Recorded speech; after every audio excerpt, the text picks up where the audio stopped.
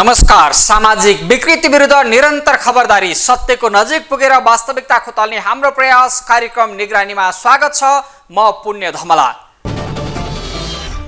दर्शकबिन, नेपाल राष्ट्र बैंक र सरकार भन्दैछ अब नेपालको आर्थिक अवस्था विगतको भन्दा धेरै सुधार उन्मुख बन्यो, तर बजारमा पैसाको हाकार उस्तै छ। श्रीलङ्का जस्तै टाट पल्टिएला कि भन्ने चिन्ता तत्काललाई टरे पनि देश र नागरिकले बेहोर्नु परेको आर्थिक भारको मार कायमै छ। बेरोजगारीको बाध्यता सुनाउँदै परिवारसँग बिछोडिएर दिनहुँ हजारौं युवाहरू परदेश हानुनुपर्ने अवस्थाले हाम्रा शासक र प्रशासकलाई कति पनि विचलित बनाएको छैन। बरु उल्टै अभाव दबाव र निराशामा बाँच्नुपर्ने नागरिकको बाध्यता बढ्दो छ। वैदेशिक रोजगारीमा जाने नेपालीबाट प्राप्त रेमिट्यान्सले देश धानेको स्वयं नेताहरू नै स्वीकार गर्छन्, तर रेमिट्यान्स पठाएर देश बचाउने नागरिकमाथि परिवारको खुसीका लागि केही थान मोबाइल, ल्यापटप, टेलिभिजन सेट ल्याउँदा तस्कर जस्तो व्यवहार गरिन्छ।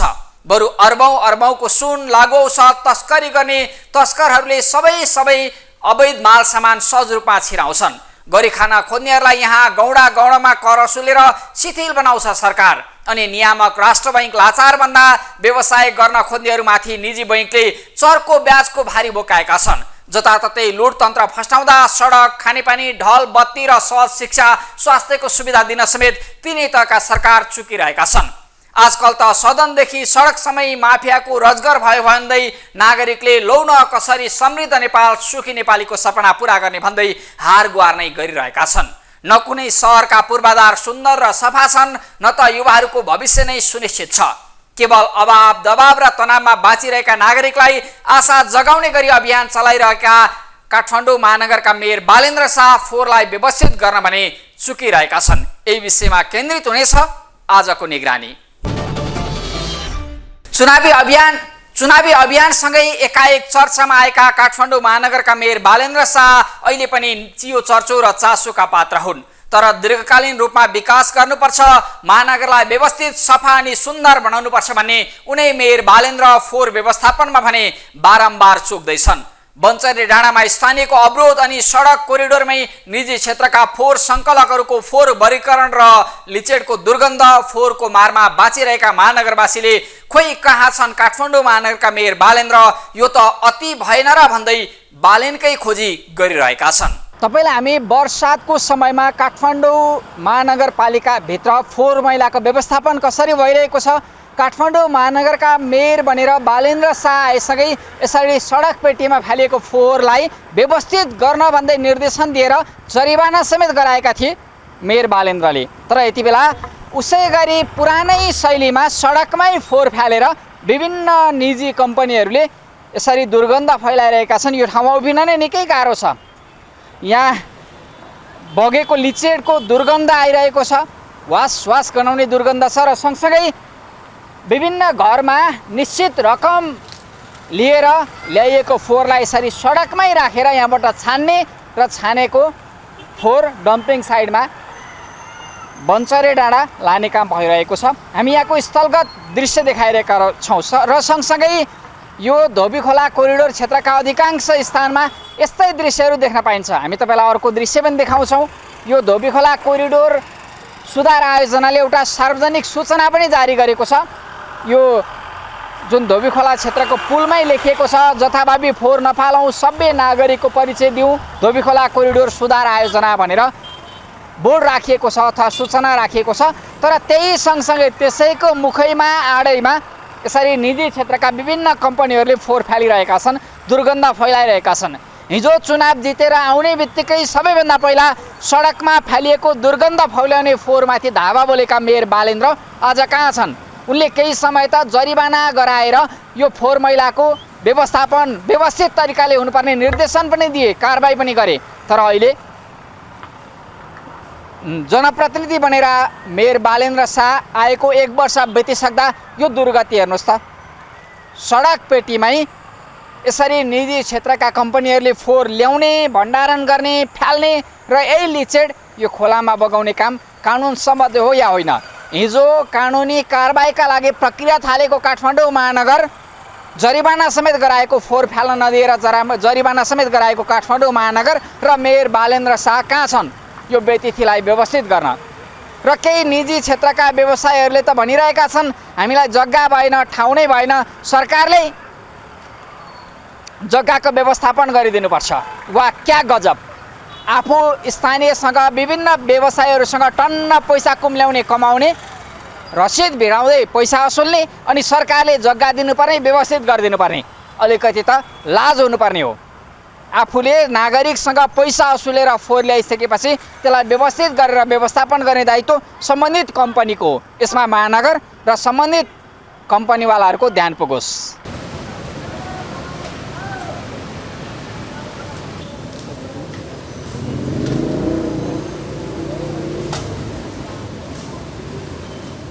मेयर साहबलाई भन्दा पनि अब यहाँ फाल्ने खासमा त जनतादेखि लिएर यहाँ बस्ने स्थानीयहरू हो नि त होइन। त्यसको लागि चाहिँ म चाहिँ के भन्छु भनेपछि अब मेन त हामी आफै पनि जागरुक हुनुपर्छ, आफै पनि फोहोर अब कहाँनिर व्यवस्थित तरिकाले फाल्नुपर्छ भनेर बुझ्नुपर्छ सर। म पनि यहीँ बस्ने मान्छे हो होइन। तर यसरी अब हामीले आफैले अव्यवस्थित तरिकाले फोहोरहरू फाल्नुभन्दा त बरु आफै व्यवस्थित ठाउँमा राखेर बरु अब प्रत्येक हप्तामा 2 चोटि या 3 चोटि आइराख्नु भएको छ फोहोर उठाउन।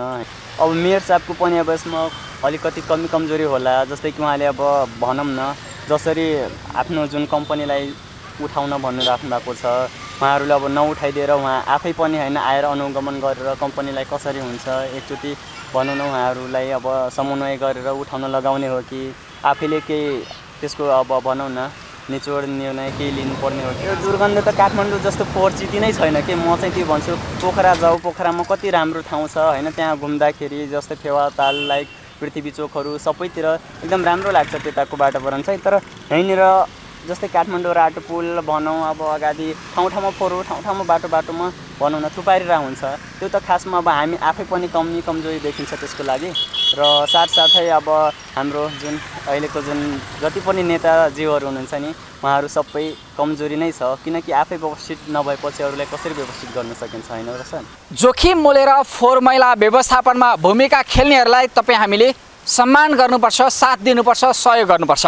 तर यसो भन्दैमा फोहोर मैला व्यवस्थापनका निम्ति जिम्मा लिएका अथवा निजी क्षेत्रबाट कम्पनी खोलेर आम नागरिकसँग पैसा असुलेर फोहोर मैलाको व्यवस्थापन गरेका कम्पनीहरू व्यवस्थित हुनुपर्छ। जथाभावी सार्वजनिक स्थानमा, सडकमा, पेटीमा फोहोर फाल्ने र दुर्गन्ध फैलाउने काम रोकिनुपर्छ। हाम्रो खबरदारी यसैका लागि हो। भनिन्छ फोहोरमा दुर्गन्ध मात्रै होइन मोहर पनि हुन्छ। त्यो मोहर छानेर थोरै मात्रै फोहोरलाई नुवाकोट स्थित भण्डारण स्थलमा पठाउन भूमिका खेल्ने थुप्रै निजी कम्पनीहरू छन्। निकै धेरै निजी कम्पनीहरू यसरी खुलेका छन्। तर अधिकांश निजी कम्पनीहरू फोहोर मैला व्यवस्थापनको नाममा पैसा मात्रै असुलिरहेका छन्, आफू व्यवस्थित हुन सकेका छैनन्। यसरी खोला कोरिडोरमा जथाभावी फोहोर मैला फालिरहेका कम्पनीहरू व्यवस्थित हुनुपर्छ, उनीहरूलाई जथाभावी गरेको अवस्थामा जरिमाना गराउनुपर्छ भन्दै काठमाडौँ महानगरले सचेत पनि गराएको छ। तर अहिले पनि महानगरको यो अभियानले सार्थकता पाउन सकिरहेको छैन। कतिपय यस्ता कम्पनी पनि छन् यही काठमाडौँ महानगर क्षेत्रका विभिन्न स्थानबाट फोहोर मैला कलेक्सन गरेर भण्डारण गर्ने र सँगसँगै फोहोरलाई वर्गीकरण गरेर जुन भण्डारण स्थलसम्म पठाउने काम गरिरहेका छन्। कतिपय कम्पनीले व्यवस्थित छन्। यसरी टिनको तारबार लगाएर, छेकाबारा लगाएर व्यवस्थित तरिकाले पनि फोहोर छान्ने काम भइरहेको छ। तर थुप्रै कम्पनीहरू अझै पनि सडक पेटीमा फोहोर मैला राख्ने, त्यहीँबाट वर्गीकरण गर्ने र फाल्ने काम गरिरहेका छन्, जसका कारण दुर्गन्ध फैलिएको छ, जोखिम बढेको छ र नजिकैका खोला कोरिडोरमा फोहोर मैला फ्यालिएको छ, लिचेड बगेको छ, जसका कारण आम नागरिकलाई पर्न सक्ने जोखिमतर्फ सम्बन्धित कम्पनीका साथसाथै सरकारवाला निकाय काठमाडौँ महानगर पनि गम्भीर बन्नुपर्छ र यी फोहोर मैला सङ्कलन गर्ने र भण्डारण स्थलसम्म पठाउन भूमिका खेल्ने कम्पनीहरू पनि व्यवस्थित हुनुपर्छ। बस हामी यति भन्छौँ, यही कम्पनी जस्तै गरी फोहोर मैला सङ्कलन गर्ने, वर्गीकरण गर्ने र भण्डारण स्थलमा लग्ने कम्पनीहरू व्यवस्थित हुन्। जथाभावी फोहोर फाल्ने काम, दुर्गन्ध फैलाउने र जोखिम बढाउने काम बन्द होस्, सम्बन्धित निकायको ध्यान पुगोस्। अब जस्तो लाग्यो नि के गर्ने। अब घरमा माखा भन्केर बसे उठाउन आउँदैन। कहिले 15 दिन, कहिले 22 दिन, कहिले 1 महिनामा उठाउँछ। 450 रुपियाँ महिनाको लिन्छ। अनि त्यसपछि त्यो के अरे ल्याएर यहाँ थुपार्छ होला, हामीलाई त के थाहा। अनि गनाउन त बाटो हिँड्दा त गर्ने यहाँ मान्छे सबैलाई गनाहा नि, यहीले त रोग फैलिने हो। यो चाहिँ गर्नुपर्ने हो, खास यो चाहिँ हटाउनु पर्ने हो। खोलाको छेउमा यसरी चाहिँ फोहोर फाल्न चाहिँ नहुने हो।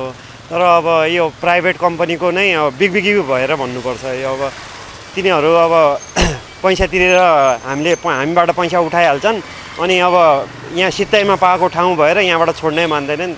त्यो चाहिँ अलिक गाह्रो छ। अब यहाँ दुर्गन्ध भएर त हामीलाई व्यापार गर्न नि एकदम गाह्रो छ। फोहोर मैला व्यवस्थापन गर्न अथवा फोहोर उठाउन कुनै पनि व्यक्ति अथवा कम्पनीको चासो हुन्थेन। यति बेला भने काठमाडौँ महानगर र थुप्रै स्थानीय तहमा फोहोर मैला उठाउन मात्रै 70 बढी कम्पनी दर्ता भएका छन्। ती कम्पनीले फोहोर उठाइरहेका छन्।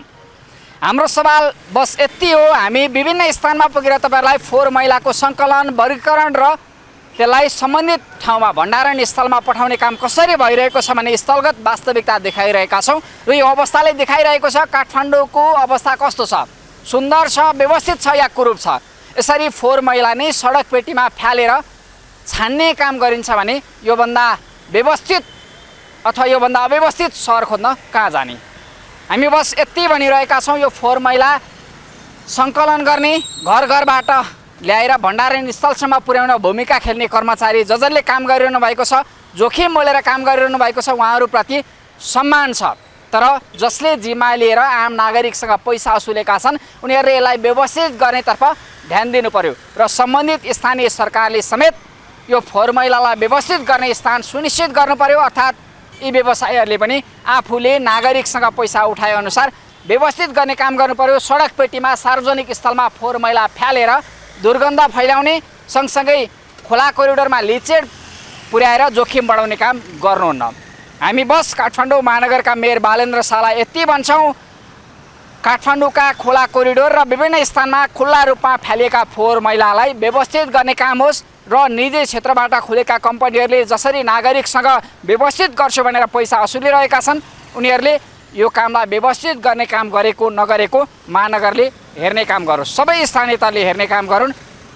हामी यति भन्छौँ, फोहोर मैला जथाभावी फ्यालेर दुर्गन्ध फैलाउने र आम नागरिकलाई जोखिम बढाउने काम बन्द होस्। फोहोर मैलाको व्यवसाय अथवा फोहोर मैला सङ्कलन गर्ने, छान्ने र भण्डारण स्थलसम्म लैजाउने काम व्यवस्थित होस्, किनकि यसमा जोखिम छ। यो जोखिमको वहन आम नागरिकले गर्नु नपरोस्। बस हामी यति भन्छौँ। ललितपुर र भक्तपुरमा सडक कोरिडोरमा फोहोरको पसल निकै कम देख्न पाइन्छ।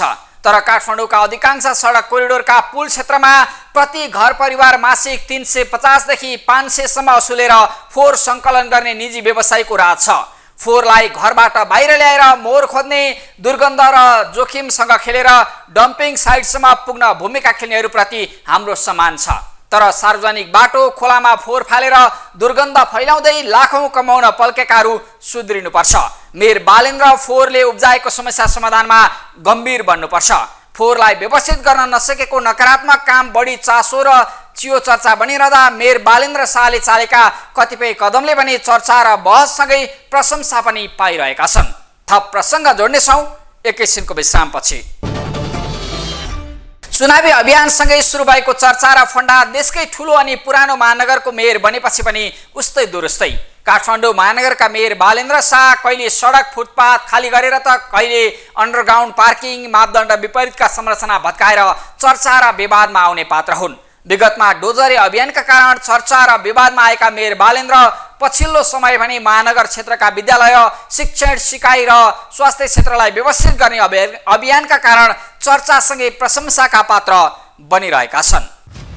देशकै जेठो अनि पुरानो काठमाडौँ महानगरपालिका चुनावअघि खासै चर्चामा नआएका र्यापर एवं स्ट्रक्चरल इन्जिनियर बालेन्द्र शाह नगर प्रमुख बनेसँगै यो महानगर अनि मेयर बालेन्द्र सधैँ चर्चा र बहसमा छन्। नक्सापास बिनाका भौतिक संरचनामाथि आफै उपस्थित भएर डोजर चलाएका मेयर बालेन्द्रले सुरुवाती समयमा सडकको फुटपाथ हटाउने अभियान चलाए। महानगरको ट्राफिक जाम व्यवस्थापनको सुरुवात स्वरूप भूमिगत पार्किङ खोज्ने र खुल्ला गराउने काम पनि गरे।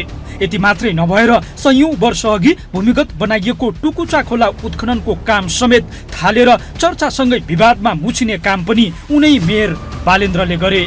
सामाखुसी खोला लगायतका महानगर क्षेत्रका सार्वजनिक खोला राजकुलो क्षेत्रको जग्गा अतिक्रमण रोक्ने अभियान अहिले पनि काठमाडौँ महानगरले उनै मेयर बालेन्द्रको पहलमा जारी राखेको छ।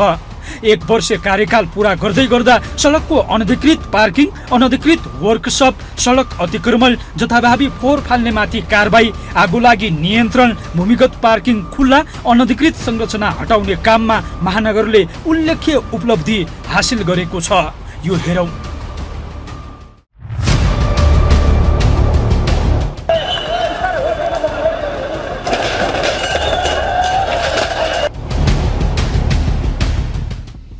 अनधिकृत संरचना हटाउँदा होस् वा अतिक्रमण रोक्दा अनि विवादित भारतीय फिल्म प्रदर्शनमा रोक लगाउँदा धेरै काममा अदालती लफडाको सामना गरेका मेयर बालेन्द्र पछाडि फर्किनुको साटो निरन्तर अघि बढिरहेका छन्। पहिलो चरणका यी कतिपय कामबाट चर्चा अनि प्रशंसा पाएको महानगर अनि मेयर बालेन्द्र पछिल्लो समय भने विवादमा मुछिने गरेका छन्। करिब 20 लाख खर्चेर विभिन्न ठाउँबाट प्रशासनिक कार्यालय चलाउँदै आएको महानगर अहिले मासिक 60 लाख बहाल तिर्ने गरी नेपाल ट्रस्ट महातत्को कमलादी स्थित काठमाडौँ प्लाजामा सरेको छ। नागरिकलाई एकै ठाउँबाट सहज सेवा दिन महँगो भाडा तिरेर कार्यालय सारिएको जिकिर महानगरले गर्दै गर्दा कतिपय महानगरवासी नै शङ्का र गुनासो गरिरहेका छन्। त्यो बेलाको होइन त्यो बेलामा उसको जुन स्लोगन दियो जे गर्यो होइन, त्यो चुनावमा सबैले हाले, मैले पनि हालेँ, त्यो जितिसकेपछि के हुन्छ भन्दाखेरि केही काम त उसले राम्रो गरेको है, केही काम त उसले राम्रो गरेको छ। अब भनेको लागि के हुन्छ भन्दाखेरि बालेन्द्र शाह फन्डाको लागि हो, अर्को एउटा हाम्रो राप्रापाको संसद छ नि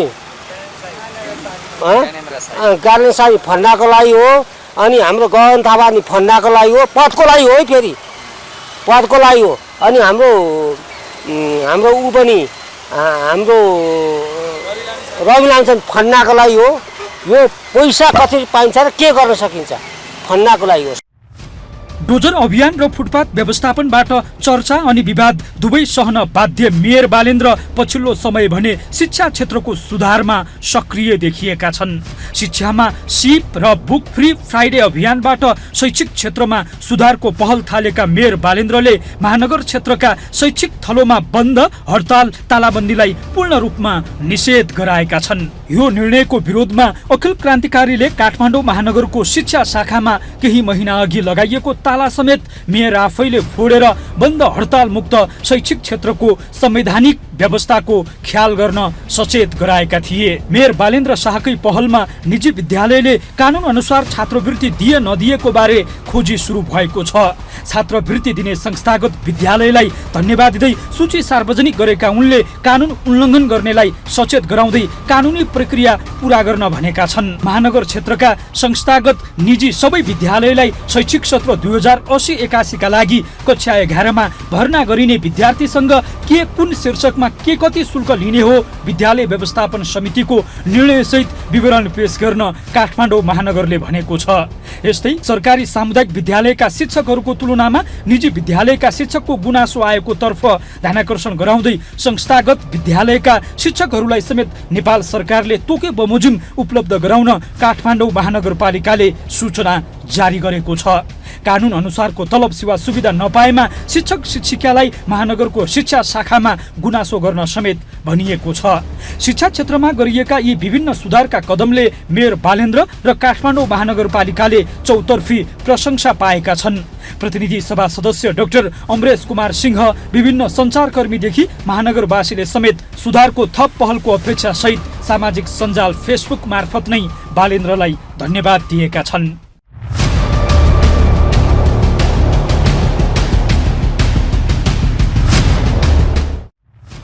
काठमाडौँ महानगर र मेयर बालेन्द्र शाहको शैक्षिक क्षेत्र सुधारका कदमले सरकारी सामुदायिक विद्यालय र महानगरवासीमा उत्साह थप्दा विद्यालयलाई व्यापारको थलो बनाएर कमाउ धन्दामा रमाएकाहरू त्रसित बनेका छन्। महानगर शिक्षा क्षेत्रलाई व्यापारीकरणबाट मुक्त बनाउँदै सरकारी सामुदायिक शिक्षाको गुणस्तर उकास्न गम्भीर भएर अघि बढेको बताउँछ। चर्चा र फन्डाबिनै महानगरको शैक्षिक क्षेत्रमा मेयर बालेन्द्र शाहले थालेको सुधारलाई धेरैले उत्कृष्ट भनेका छन्। देशकै जेठो र पुरानो महानगरबाट सुरु भएको शैक्षिक क्षेत्र सुधारको अभियान सबै स्थानीय तह र संघीय सरकारका लागि समेत सिकाइ बन्नुपर्छ। काठमाडौँका सडक पेटीमा फोहोर थुपार्ने अनि खुला क्षेत्रमा दुर्गन्ध सहितको लिचेड र फोहोर फाल्ने काम बन्द हुनुपर्छ। आम नागरिकलाई असर गर्ने गरी सार्वजनिक सडक पुल क्षेत्रमा फोहोर वर्गीकरण गरिरहेका कम्पनीहरूलाई सचेत गराउँदै व्यवस्थित गराउन मेयर बालेन्द्रको टिमले भूमिका खेलोस्। सँगै मेयर बालेन्द्र शाहले सरकारी सामुदायिक विद्यालयको गुणस्तर सुधार, निजी क्षेत्रका विद्यालयको मनोमानीमाथि चालेका कदमसँगै महानगर र महानगरवासीको दिगो हितमा चालेका कतिपय कदम अन्य स्थानीय सरकारका लागि समेत सिकाइ बनुन्। मेयर बालेन्द्र कुनै माफिया सामु घुँडा टेक्छन् वा अघि बढ्छन्, महानगरवासीले चासोका साथ अहिले पनि हेरिरहेका छन्। हवस् त आजलाई बिदा भयौँ। तपाईसँग कुनै सूचना, जानकारी र सुझाव भएमा हामीलाई टिपाउन वा पठाउन सक्नुहुनेछ। हामी निरन्तर निगरानीमा छौँ। नमस्कार।